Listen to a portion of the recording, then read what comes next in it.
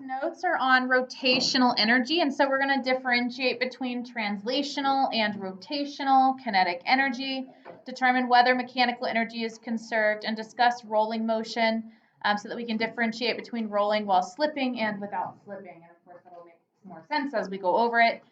These are the first set of notes in playlist 4. So I know you have not yet turned in playlist 3. We did not set that due date until after spring break. So your playlist 3 is going to be due as soon as you get back, although you have more than enough had time and to turn it in already. So hopefully you have, so that you're not still working on playlist 3 when we get back, because you really need to be working on playlist 4.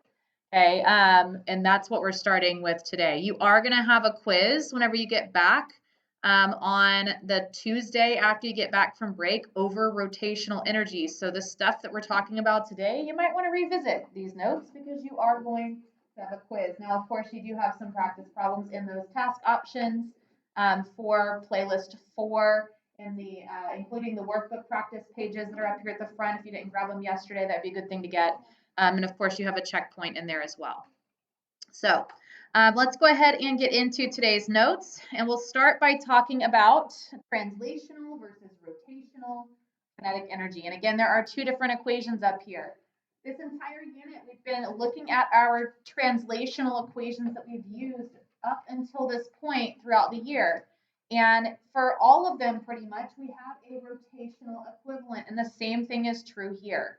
When we deal with an object that is moving translationally, we calculate its kinetic energy as K equals 1/2 mv squared.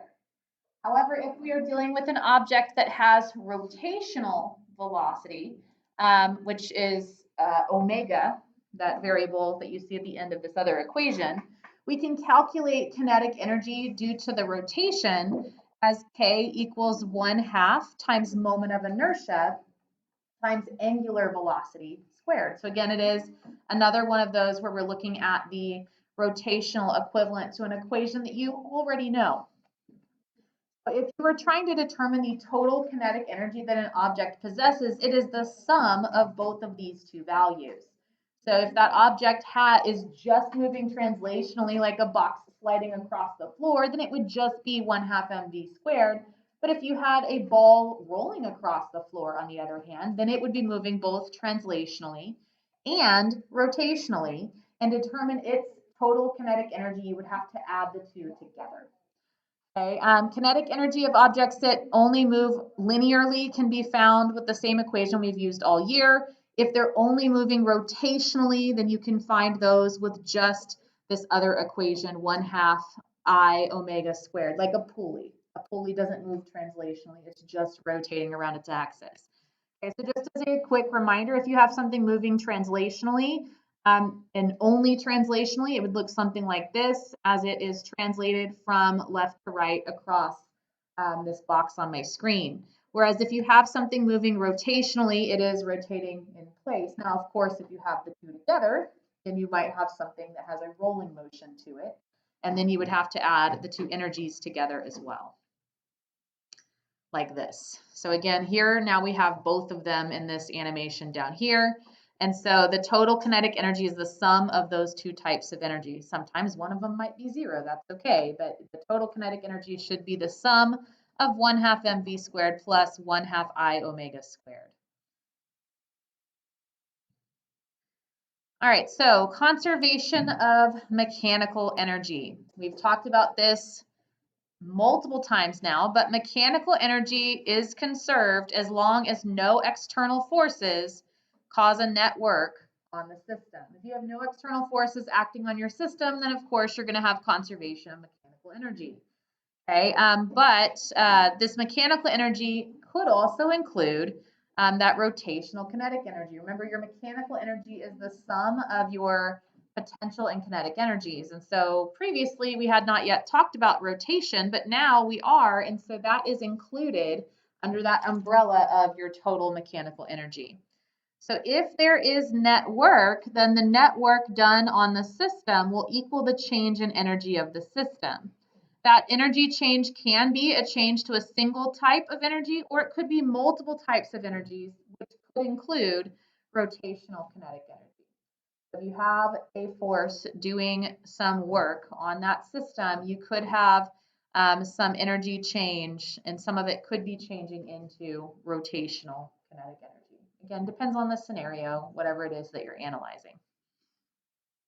But if you don't have any work on your system, then of course you are going to be dealing with conservation of that mechanical energy, just like we talked about in our last unit.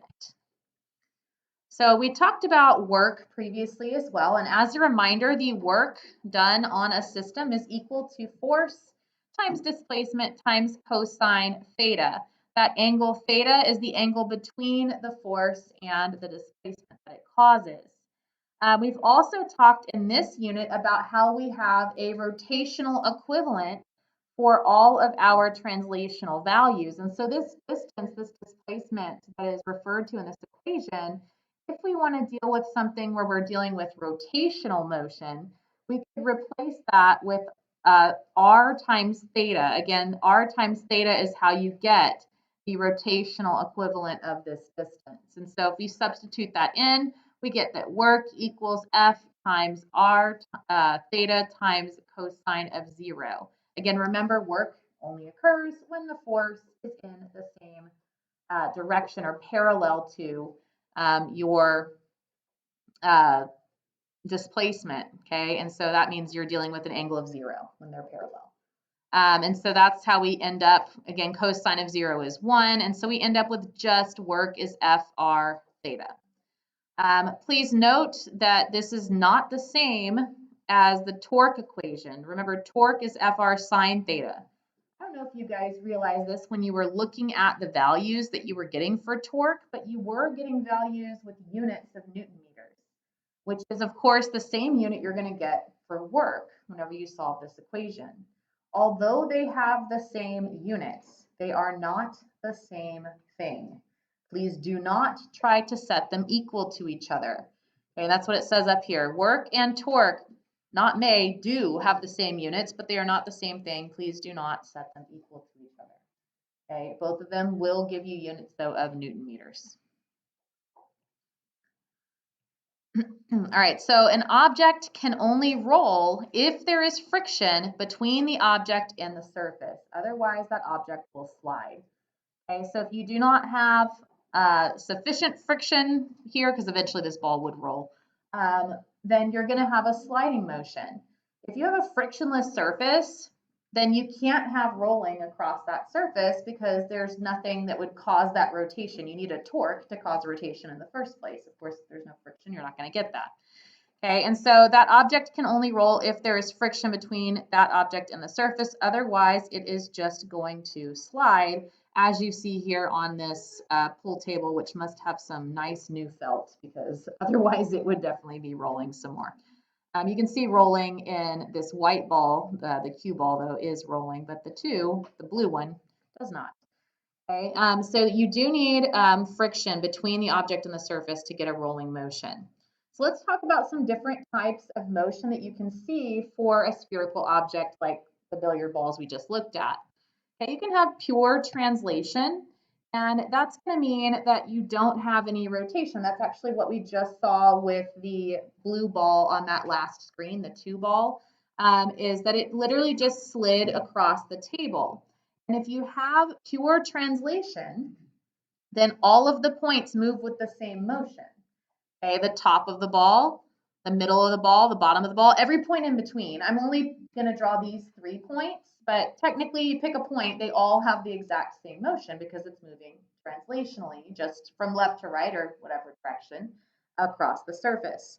And so if you have pure translation, all of the points will move with the same motion. Now, on the other hand, if you have pure rotation, like in the RA when we dealt with that pulley, okay, if you have pure rotation, then you're going to have an object that rotates around its center of mass. And so that means that its center of mass isn't moving. If you think of a pulley rotating, or maybe you think of a wheel on a bicycle, okay, if you just spin it in place rather than actually riding, okay, the center doesn't move. Okay, however, the top would move, the bottom would move, and they would move in opposite directions. Okay, so if you have a rotating object, the velocity of whatever point is up here at the top might be moving this way, velocity of whatever point is here at the bottom might be moving this way. Of course, that implies that we're rotating in a clockwise direction. But for something with clockwise rotation, this is what those velocity vectors would look like at the highest and lowest point. And of course, at the center, it's 0. We could, again, draw velocities at various other points, and they would have varying lengths depending on where we draw them.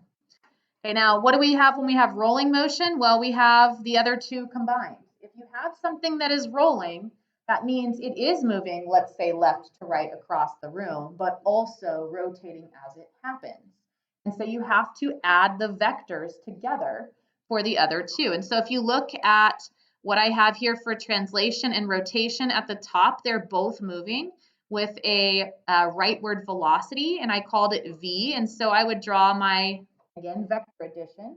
V plus v, of course, would give me 2v. And so if I have something rolling, it has quite a bit of velocity at that top point. Again, same idea for the middle point here. If I were to label its velocity, I would add together the translation and rotation, which would be v plus 0, and v plus 0 is of course, just v. Okay, now for that lowest point, I have v and negative v. Okay, or you can say counterclockwise v, clockwise v, whatever. One's to the left, one's to the right, but they're both v. But because they're in opposite directions, they cancel each other out, and so at the lowest point, my velocity would be 0. Okay, and so if you have something that is undergoing rolling motion, these are the velocities at the different points, the same 3 points we were looking at, and we got those by adding together our vectors from the first two. So if you have something translating, same velocity everywhere, rotation, of course, you have velocities at the top and bottom, or even the points in between, but at the center it's 0. And then, of course, rolling motion, you're going to have something that looks like this. All right, so rolling without slipping. Okay, so here, if you're dealing with something like this, the object that is rolling is not deformed due to it not sliding or skidding, but maintains its shape and mass. And so I have a picture here of two tires. This one that's shown here on the left for A doesn't have any compression at the bottom. It has its perfect shape to it. It's maintaining that, whereas if you had something that was undergoing sliding or skidding, you might have deformation of that object. Okay, and so if you have something that is rolling without slipping, you do not have any deformation of the object. Okay, so if it's rolling without slipping, you do not have deformation of the object. So you wouldn't have that compression that you see here. It would look more like this over here. I'm sure you can see the difference between the two.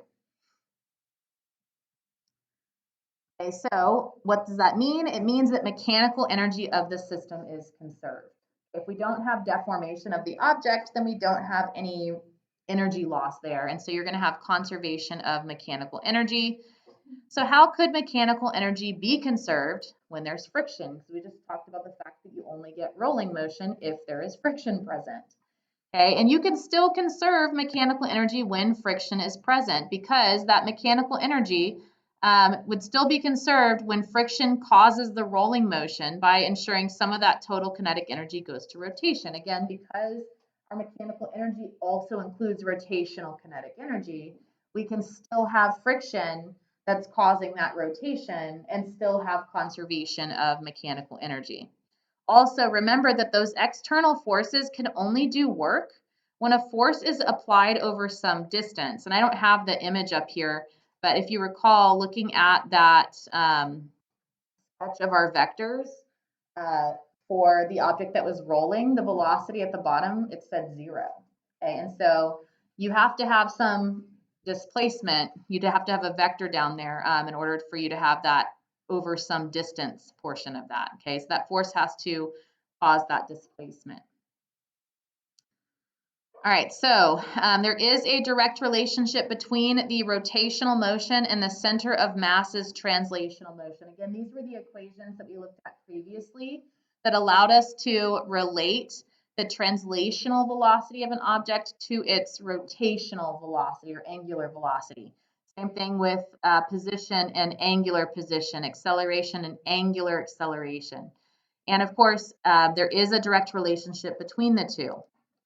Okay, but if you're dealing with an object that is rotating, okay, it also slides or skids, okay, it means that one of the two motions velocities is greater than the other one. Okay, so it means that you don't have these equal vectors here. It's not v and v. If you have sliding or skidding, then one of these is going to be a little bit more than the other. And if that's the case, then you can't use these equations that allow you to relate the two. Not if you have rolling while slipping. Okay, now if you have rolling without slipping, yes, you can, but not if you have slipping or skidding. Then now you're in a situation where those velocities are not the same. And so you might have something like this. Okay, rather than having equal amounts of V, now you have a different amount here. And that's what it's talking about. Whenever you have sliding or skidding, one of them is greater than the other one, and it produces motion that looks something like this. Whenever you add the two together, you're still using vector addition, but now, because I have more rotational motion than I have translational, you get resultant vectors that look like this. And that's when you're going to have slipping occurring as it's rolling. So you don't have pure rolling, you now have rolling with a slipping motion to it too. All right, so again, if you have an object that is rolling while slipping, it means that friction will do work on the system, causing mechanical energy to not be conserved. There was a velocity vector there at the bottom. You can have force applied over some distance now. Okay, and so it says, for example, during the skidding motion of a tire, some of that tire's mass is left behind on the pavement. Again, you can have a situation where you're not going to have conservation of mass even, you're not going to have conservation of mechanical energy, you're going to have dissipated energy, you're going to have heat, you're going to have some loss of mass, all of those different things. Okay, if your angular acceleration is not constant, okay, if you have some variable amount of force happening here, okay, then you have to use energy to solve the problem. We talked about this the other day whenever we looked at some of our other equations, like our rotational kinematic equations, our torque equals I alpha equation. I said we could only use those with constant angular acceleration. Okay, and so if we're in a situation where we don't have that constant angular acceleration, then we have to solve the problem in terms of energy. So let's look at an example. Okay, we are going to solve it, as I just said, in terms of energy. It says a 150-gram solid disk.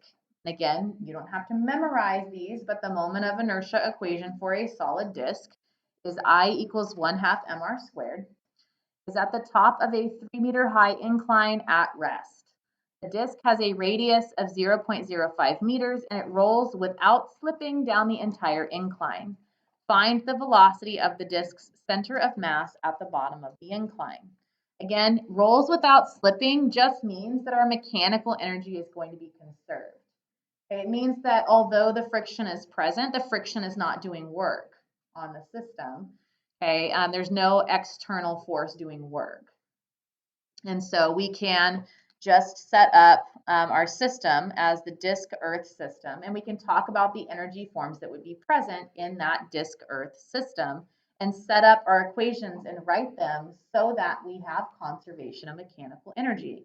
And what that means is, because I know I have this disk that starts out at the top of an incline at rest, that because I've identified my system as the disk earth system, I can say that I have gravitational potential energy initially, and that gravitational potential energy is going to be converted into kinetic energy as it rolls down this ramp. Okay, and so that is your equation. Your initial gravitational potential energy is equal to that final kinetic energy because that mechanical energy is conserved because we have rolling without slipping. So again, remember, kinetic energy isn't just translational, it's also rotational, especially when we're dealing with a disk. We know it's going to roll. In fact, we know it's rolling without slipping. It says so. So whenever I plug in the value or the equations rather for K, it's not just the translational one, 1/2 mv squared. It is also the rotational equation for rotational kinetic energy, 1/2 I omega squared. And I set the sum of those equal to my gravitational potential energy, which is mg delta y. Again, in the equation, they told me what my moment of inertia is for a solid disk. It is 1/2 mr squared. So let's go ahead and substitute that in. Okay, so when we substitute that in, we get this 1/2 mv squared plus half of 1/2 mr squared times omega squared. I want you to look at that. Okay, r squared times omega squared. R times omega has a value. That's our how we get the translational equivalent, the linear velocity of our rotating object. And so let's go ahead and do that. R squared times omega squared, of course, would be V squared. Okay, and now we don't have to deal with all those extra variables, or at least not with the one extra variable. Okay, and so we're going to use that to get rid of one of our variables. And now we have this. And now we're dealing with something where we can add these together because they are otherwise like terms. 1/2 mv squared plus 1/4 mv squared is 3/4 mv squared. And it is equal to mg delta y. Again, we're trying to solve for the velocity of the disk's center of mass. Again, the center of the disk wouldn't be rotating anyway. That's why we want to find the linear velocity. So if we want to get that velocity by itself, we need to divide both sides by 3/4, which means we're multiplying by 4 and dividing by 3, and also divide by m, and we get this.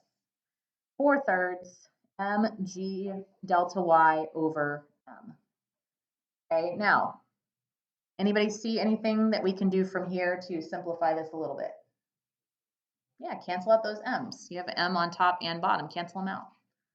Okay, so now my equation looks like that. 4g delta y over 3 equals v squared. Of course, I want v, so let's go ahead and take the square root of both sides. And this is an equation that I can substitute into because I know g, it's 10 on Earth. I know delta y, it's in the question, it's a 3-meter high incline. Okay, and so I have those two values. I can plug them in, and it looks like this. 4 times 10 times 3 over 3. I'm going to get rid of the 3 over 3. It's 4 times 10 is 40. And then square root of 40 is 6.32 meters per second. So the velocity of the disk's center of mass at the bottom of the incline using conservation of energy should be 6.32 meters per second. Are there any questions about this problem? No? Again, it's a good one to have copied down. I'm telling you right now that you're going to have questions similar to this in your task options, but also you have a quiz on Tuesday when you get back from spring break. So hopefully you have those notes copied down, keep them somewhere where you can refer back to them if you want to look at it as you're working through any similar problems or if you're studying for that quiz. Again, the marking period ends today at 2:40 p.m. So if you haven't already done so, you might want to check Home Access Center and just make sure that everything in there looks correct. Playlist 3 is due when you get back from spring break on the 18th. That's on Monday. And then rotational energy quiz is on Tuesday. It's going to cover the stuff that we just talked about in today's notes. So you've got to at least look at it once or twice between now and then so that it's fresh in your mind. All right, guys, go ahead and get to work on some of those task options in playlist 3. If you haven't done it yet, do that first. Otherwise, take a look at playlist 4 and see if you can work on some of that rotational energy stuff. We will have more notes for playlist 4 that we're going to cover next week. So there will definitely be questions in there that you don't know how to do yet. That's okay. Work on the ones that you do know how to do. And if you get stuck, go ahead and ask for help.